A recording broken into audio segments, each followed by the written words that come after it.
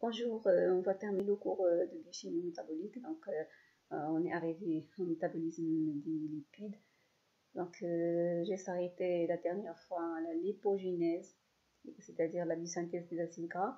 Donc, cette synthèse se fait à partir de l'acétylcoenzyme A. Donc, et il donne donc un acide gras. Cette synthèse se fait donc par trois phases. À partir de l'acétylcoenzyme A, la première phase c'est l'activation, puis l'élongation et la terminaison. Donc, pour les éléments nécessaires à la lipogénèse, donc c'est comme toutes les synthèses, celle des acides gras est endergonique, c'est-à-dire elle consomme l'énergie, et réductrice. Donc, il y a des réactions de réduction. Elle nécessite trois éléments, à savoir l'ATP, qui est la source d'énergie, l'acétylcoenzyme A. Donc, c'est à partir de cet acétylcoenzyme A qu'on va obtenir un acide gras. Et un élément qui est réducteur, c'est le NADPH, donc plus. Donc, ici, on parle de NADPH, donc pas de NADH. Donc, qui est aussi une source de protons, comme le NADH. Donc, on va commencer par les étapes de la biosynthèse. Donc, vous avez la phase 1. Bien, la première phase, c'est l'activation de l'acétylcoenzyme A, qui est catalysée par l'acétylcoenzyme A carboxylase, bien l'ACC. Donc, elle nécessite la biotine comme cofacteur, l'ATP comme source d'énergie. Donc, on a dit que cette réaction est endergonique puisqu'elle consomme de l'énergie, et elle a besoin de bicarbonate comme source de CO2. Donc, vous avez comme réaction ici l'acétylcoenzyme A, il va se transformer en manonyl coenzyme A, mais donc cette transformation a besoin d'une enzyme qui est l'acétylcoenzyme A carboxylase, qui est donc fixée avec la biotine et le CO2. Les caractéristiques de cette réaction, c'est que c'est une réaction endergonique puisqu'il a besoin d'énergie. C'est une étape qui est irréversible, donc elle se fait dans un seul sens. Donc c'est une étape qui est nécessaire, donc avant d'obtenir un acide gras. Donc cette étape elle est nécessaire, donc il faut toujours activer l'acétylcoenzyme A.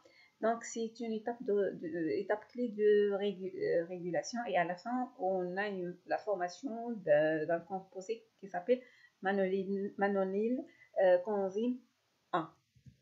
Donc, la deuxième phase, c'est l'élongation, c'est-à-dire donc استطالة غادي نزيدو نطولو في le composé, puisqu'on a commencé par l'acétylcoenzyme A. L'acétylcoenzyme A, elle contient 2 atomes de carbone. Donc, on va rajouter des éléments, d'autres éléments, bien des carbones, d'autres carbones, pour qu'on obtienne un acide gras. On a dit précédemment que la lipogénèse, donc il forme un acide gras à 16 atomes de carbone, voire 18 atomes de carbone. Donc, on va commencer par un composé à 2 atomes de carbone pour obtenir à la fin donc un acide gras à 16 atomes de carbone. Donc, on va faire l'élongation. Des atomes de carbone. Donc, la chaîne des acides gras en croissance est allongée par addition séquentielle, donc, qui m'appelle séquentielle d'unités à 2 carbone. Donc, il y a l'addition de 2 carbones 2 par 2 jusqu'à l'obtention d'un acide gras à 16 atomes de carbone. يعني غنبداو un composé à 2 atomes de carbone اللي هو l'acétylcoenzyme A, وكنزيدو عليه 2 carbone 2 jusqu'à في الاخر كنوصلوا un acide gras à 16 atomes de carbone. Donc cette phase commence par la formation d'acétyl ACP et de malonyl ACP. Donc, la formation de l'acétyl ACP Donc, on a besoin d'un acétyl-ACP. Donc, il va se transformer, donc l'acétylcoenzyme A va se transformer en acétyl-ACP, plus donc libération de coenzyme A. La même chose, donc formation de donc à partir de malonelle coenzyme A avec donc ici vous avez l'ACP coenzyme ACP, donc on obtient malonelle l'ACP avec libération de coenzyme A. Donc après on va terminer donc l'élongation de la chaîne, étape 2. L'acide gras est allongé par une séquence récurrente de 4 réactions. Premièrement par la condensation, deuxièmement réduction par le NADPH, troisièmement la déshydratation et après quatrième réaction c'est la réduction par le NADPH. Donc on va commencer par la condensation de l'acétyl-ACP et de malonyl-ACP. Donc la condensation donc vous avez l'acétyl-ACP plus malonyl-ACP, donc les deux. Donc on va obtenir l'acéto-acétyl-ACP avec libération de CO2 et de coenzyme ACP. Donc à la fin du premier tour est formé un acyle à 4 carbones. Donc vous avez ici donc un composé à 2 atomes de carbone plus un composé à 2 atomes de carbone. Donc si on a une condensation entre les deux, on va avoir un composé à 4 atomes de carbone. Donc voie acéto-acétyl-ACP. Donc c'est acéto-acétyl-ACP. À la fin, il va se transformer en un acyle à 4 carbones qui s'appelle le butyryl et se forme à partir de l'acéto-acétyl ACP, donc à partir de celui-là. Donc c'est la fin du premier tour, on obtient le butyryl. Et après le deuxième cycle, bien le deuxième tour, qui est le suivant, permet l'allongement de la chaîne par la condensation de butyryl ACP. Donc l'équilibre après, c'est le butyryl ACP au lieu de l'acétyl ACP. Donc le butyryl ACP plus, donc au lieu d'utiliser l'acétyl ACP plus le malonyl ACP, donc on va utiliser à la place de l'acétyl ce qu'on appelle le butyryl ACP plus le malonyl ACP pour l'allongement ديال notre composé. Donc il y a donc on a dit l'allongement de la chaîne par la condensation de butyryl ACP au lieu de l'acétyl ACP. Donc qui connaît le premier tour, l'acétyl ACP qui connaît le premier tour. À partir du deuxième tour, troisième tour, ainsi de suite, au lieu de l'acétyl ACP, on a le butyryl ACP.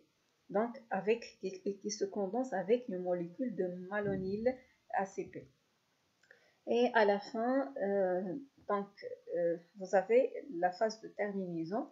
Les réactions d'allongement sont terminées ici, donc ça fait l'allongement terminé. Lorsqu'ils sont terminés, c'est le composé, il est arrivé à 16 atomes de carbone. L'intermédiaire lié à l'enzyme est hydrolysé pour donner un acide gras. Donc, à 16 atomes de carbone, c'est le palmitate ou bien l'acide palmitique. Occasionnellement, la réaction se poursuit jusqu'à l'acide stéarique, parfois donc l'allongement poursuit jusqu'à l'addition de 2 autres atomes de carbone pour obtenir un composé à 18 atomes de carbone, c'est l'acide stéarique. Mais il se fait parfois. Les acides gras plus longs ne sont pas synthétisés à cet endroit. Les acides gras mieux synthétisés sont finalement libérés dans le cytoplasme, donc après la terminaison, donc il y a libération des acides gras dans le cytoplasme sous forme d'acide carboxylique libre, c'est-à-dire sans coenzyme A. L'élongation des acides gras saturés se fait dans le RE, c'est-à-dire le réticulum endoplasmique, à partir d'un palmitoylène de manolène, coenzyme A, et de NADPH pour les chaînes qui sont supérieures à 6 atomes de carbone. Et il se fait dans les mitochondries à partir de l'acétylcoenzyme A, de NADPH pour NADH pour les chaînes qui sont inférieures à 16 atomes de carbone. Donc ici, vous avez donc le schéma récapitulant les différentes réactions, bien les 4 réactions qu'on a vu précédemment. Donc la première réaction, c'est la condensation de l'acétylcoenzyme A avec le malonyl coenzyme A. Donc vous avez l'acétyl avec le malonyl, donc il va se condenser, il يتفاعلوا بيناتهم. Et on va avoir ce qu'on appelle, donc ici vous avez l'acétylcoenzyme A, donc ici avant la condensation vous avez l'acétylcoenzyme A et le malonyl coenzyme A, ils vont se transformer en donc ce qu'on appelle l'acétyl ACP et malonyl ACP. Donc ici on va obtenir l'acétyl ACP avec le manolène ACP et après on va avoir la condensation de ces deux, donc qui confirme l'ACP. Ce n'est pas à partir de coenzyme A mais à partir de ACP.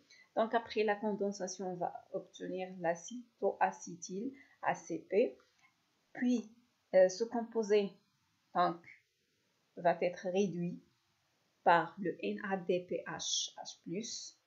Donc on va obtenir un composé, ce composé. Et après, donc la troisième réaction, c'est la déshydratation, donc c'est-à-dire élimination de la molécule d'eau. Donc vous avez donc ici élimination d'une molécule d'eau, et on va avoir ce composé. Et la quatrième réaction, c'est donc la réduction, c'est-à-dire ce composé il est réduit, et à la fin on va obtenir le butyryl ACP. Donc à partir de l'acétoacétyl ACP, on va obtenir le butyryl ACP après donc plusieurs réactions. Donc, premièrement, réaction de réduction, donc avec l'intervention de NADPH. Deuxièmement, la réaction de déshydratation, c'est-à-dire élimination de la molécule d'eau. Et après, ici, vous avez la troisième réaction, c'est la réduction, donc avec l'utilisation de NADPH H+, et à la fin, on va obtenir butyryl ACP. Donc, ce butyryl ACP va donc réagir avec donc malonyl coenzyme A. Donc, on a besoin de combien de malonyl? Vous avez ici 4 atomes de carbone, donc 1, 2, 3, 4. Et le malonyl contient 2 atomes de carbone, donc 2 fois 6. Et donc combien? C'est 12. 12 plus 4, c'est 16. C'est l'acide palmitique. Donc à la fin, pour obtenir l'acide palmitique ou bien le palmital. Donc le butyryl ACP va se condenser avec 6 malonyl avec 2 NADPH H+. Donc on va avoir 6 cycles d'élongation pour obtenir à la fin palmityl ACP. Donc ici on va avoir donc l'hydratation de palmityl. Ici donc il y a l'hydratation, c'est-à-dire l'utilisation de de l'H2O, il va hydrater le palmityl ACP et on va avoir élimination de coenzyme ACP et donc libération de palmitate ou bien l'acide palmitique A, 16 atomes de carbone. Donc, pour le bilan chimique de la synthèse de palmitate, vous avez donc plusieurs réactions. Donc, premièrement, on a la formation de malonelle coenzyme A. Donc, on a besoin de 7 malonelles. Une seule malonelle utilisée pour la condensation avec l'acétylcoenzyme A et 6 malonelles utilisées pour la condensation avec le butyrène. Donc, on a besoin de 7 malonelles. Donc, pour obtenir les malonelles, on obtient ce composé à partir d'acétylcoenzyme A. C'est-à-dire, on a besoin de 7 acétylcoenzyme A. Donc, c'est la réaction d'activation avec 7 CO2. Donc, c'est une réaction qui consomme l'ATP. Donc, on a besoin de 7 ATP. Donc, pour libérer cette malonelle et cette ADP plus 7 pi. Pour le bilan de l'élongation de la chaîne carbonée, donc l'acétylcoenzyme A, une seule acétylcoenzyme A, plus 7 malonelles coenzyme A, plus 14 NADPH, plus, et le don de palmitate, plus 7 CO2, plus 14 NADP+, plus 8 coenzyme A, plus 6 H2O. Donc, le bilan total de la formation de palmitate, donc on va faire l'addition des deux réactions. Donc, vous avez ici 7, comme réactifs. Vous avez 7 acétylcoenzyme A avec donc l'acétylcoenzyme A ici. Donc, vous avez 8 acétylcoenzyme A. Donc, voilà, il y a 8 coenzyme A. Plus 7 CO2. Donc, on va voir ici, vous avez comme réactif 7 CO2. Et dans la deuxième réaction, vous avez 7 CO2 comme produit. Donc, on va éliminer les 7 CO2 plus ATP. Donc, vous avez plus 7 ATP. Ici, on n'a pas d'ATP, donc on va faire, ou bien on va rajouter les 7 ATP ici, dans le bilan. Donc, on n'a pas encore fini, donc j'ai terminé ici. Donc, j'ai terminé avec le C réactif. Donc, on a utilisé ce réactif aussi. Donc, ici, vous avez 7 malonelles comme réactif. Et ici, vous avez les 7 malonelles comme produit. Donc, on va éliminer les malonelles. Donc, qu'est-ce qu'il reste? 14 NADPH+. Donc, ici, vous avez le 14. Je vais chercher ici. Il n'y a pas de NADH+, mais ici. Donc, je vais le rajouter. Plus 14 NADPH+. Donc, on passe aux produits. Donc, les produits, on a dit les malonelles, donc on a éliminé les malonelles. Donc, ADP, oui, donc on va avoir le ADP, et qu'on a ATP, qu'on a le PI, d'accord? Donc, les voilà. Après, donc, vous avez le palmitate. Voilà, comme résultat, palmitate. Donc, on a éliminé les CO2. Donc, il reste 14 NADP+, le 8 coenzyme A, plus 6 H2O avec les ADP, les 7 ADP et les 7 PI. Donc, on passe au métabolisme des triglycérides. Donc, on va commencer par le catabolisme. Donc, le catabolisme des triglycérides d'origine alimentaire. Il se fait par la lipase pancréatique. Donc, ici pour la dégradation. Elle est activée à pH qui est neutre. C'est-à-dire, on parle toujours de la lipase pancréatique. C'est une enzyme qui se trouve dans le pancréas. Il nécessite la colipase. Il active, donc, c'est-à-dire, il coupe les triglycérides en 3 temps. Il libère les acides gras en 1, puis 3, puis 2. Donc, on va voir le mécanisme. Donc, vous avez le triglycéride avec l'intervention d'une lipase pancréatique. Donc, il y a élimination d'un acide gras de la position 1.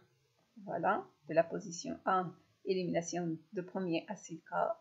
Et il nous reste 2, 3 diglycérides. Puis, donc, en deuxième lieu, il va couper à la troisième position, c'est-à-dire, donc ici. Donc, après l'intervention de lipase pancréatique, il va éliminer l'acide gras en position 3. Voilà. Donc, on va avoir 2 monoglycérides. Et à la fin, elle va donc couper la liaison qui existe entre le glycérol et le deuxième acide gras. Donc, on obtient à la fin un glycérol avec les 3 acides gras. Donc ici, le catabolisme des triglycérides alimentaires et se fait par la lipase pancréatique.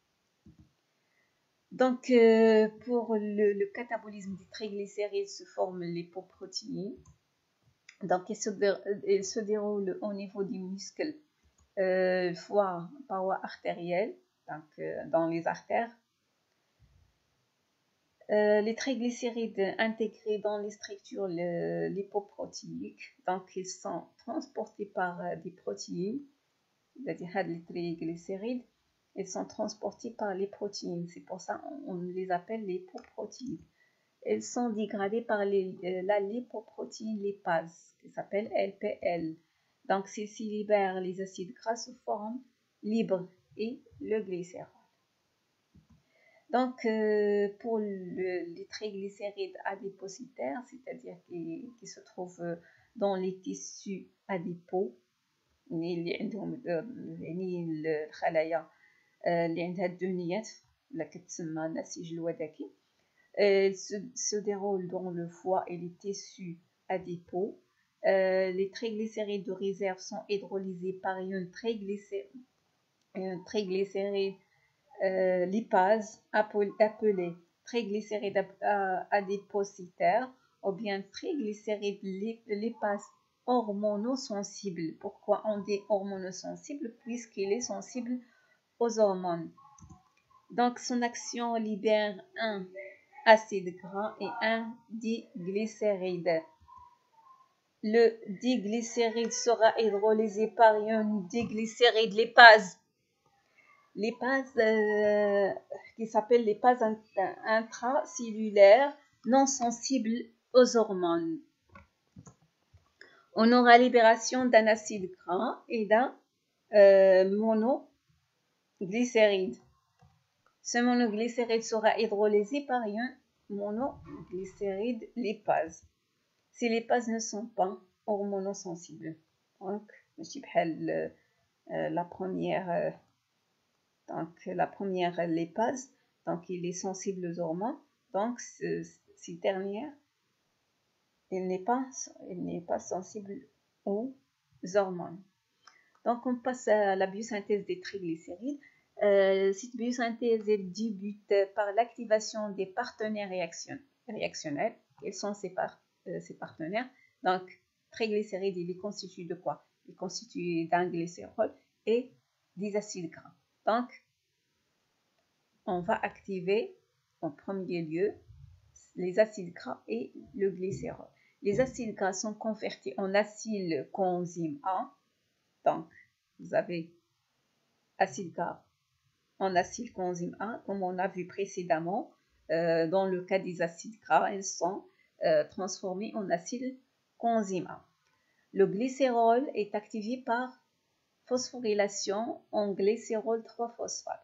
Donc, pour le glycérol, donc il contient 3 OH. C'est un alcool qui contient 3 OH. Dans la position 3, le OH, le troisième OH, donc il se lie avec le phosphate. Donc c'est pour ça qu'on parle de glycérol 3-phosphate. Les deux groupements hydroxydes libres de glycérol, donc c'est-à-dire les deux OH qui sont libres, ils réagissent chacun avec un acyle coenzyme A pour donner ce qu'on appelle un phosphatidate.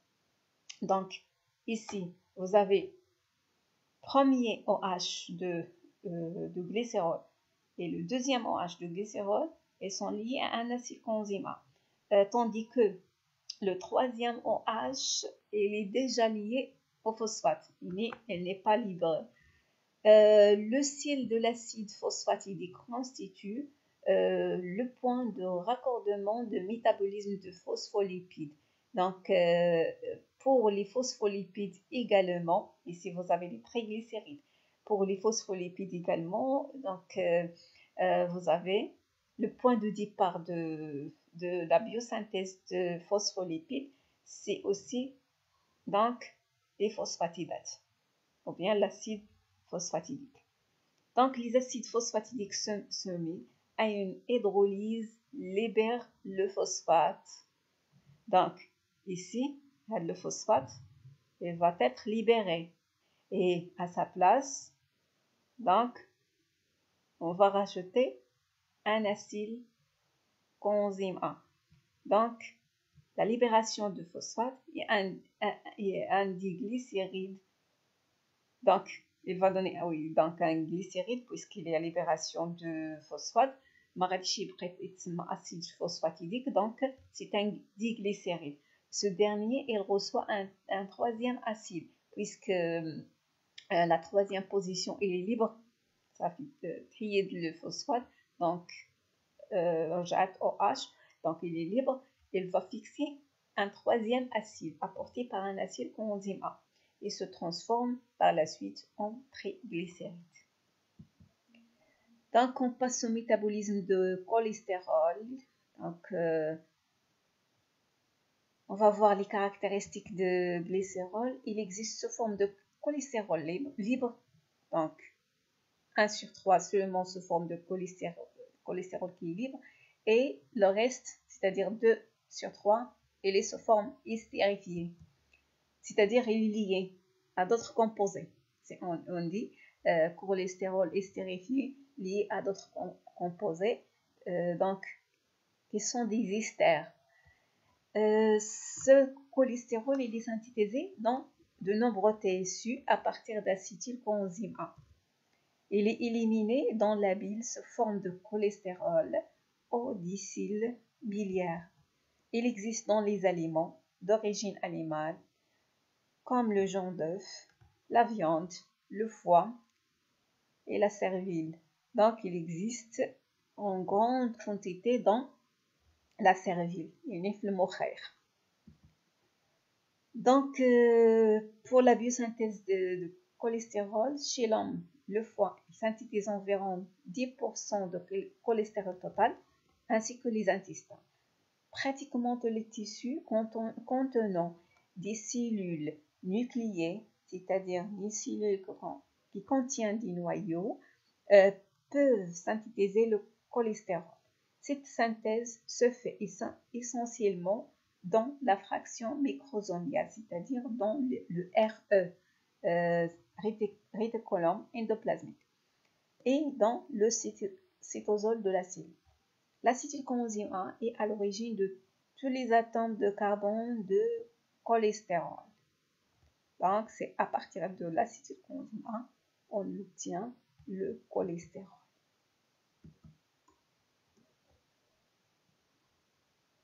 Donc, ici, vous avez le schéma de biosynthèse de cholestérol, donc à partir de l'acétylcoenzyme A, avec donc, la condensation de l'acétylcoenzyme A avec l'acétylcoenzyme A.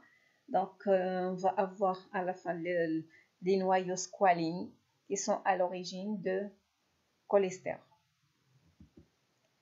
Donc, on passe au métabolisme de phospholipides. Pour la biosynthèse de phospholipides, il se fait comme pour la synthèse des triglycérides. La synthèse des dérivés de phosphatidyl est initiée sur la phase cytoplasmique de RE par la réaction de glycérol 3-phosphate avec l'acylcoenzyme A pour former de phosphatidate. Donc la phosphatidylcholine, donc ou bien ce qu'on appelle également lécithine, elle est formée à partir de phosphatidate par déphosphorylation, c'est-à-dire déphosphorylation le phosphate et addition. Donc au lieu de phosphate, on va rajouter un résidu qui est choline activé, donc qui s'appelle CDP-choline. Donc la lécithine représente la plus grande part des phospholipides membranés, comme on a déjà vu dans le cours de la biochimie structurale. Donc, pour la dégradation des phospholipides, il se fait dans l'intestin et donc dans les divers tissus par les phospholipases. Donc, vous avez ici plusieurs phospholipases et les sites de leur activation. Donc, vous avez le phospholipase A1, donc il coupe donc, entre le premier carbone donc, et l'acide gras de la première position. Donc, vous avez phospholipase A1. Donc, il libère le premier acide gras. Et la phospholipase A2 libère le deuxième acide gras, c'est-à-dire l'acide gras qui est en position 2. Puis, pour la phospholipase C, il libère, donc, ici, il coupe après, ce n'est pas après, mais avant. Ici, vous avez avant le phosphate. Et pour la phospholipase D, il coupe la base, donc soit la choline, soit donc, les différents types donc, qui constituent la N-base.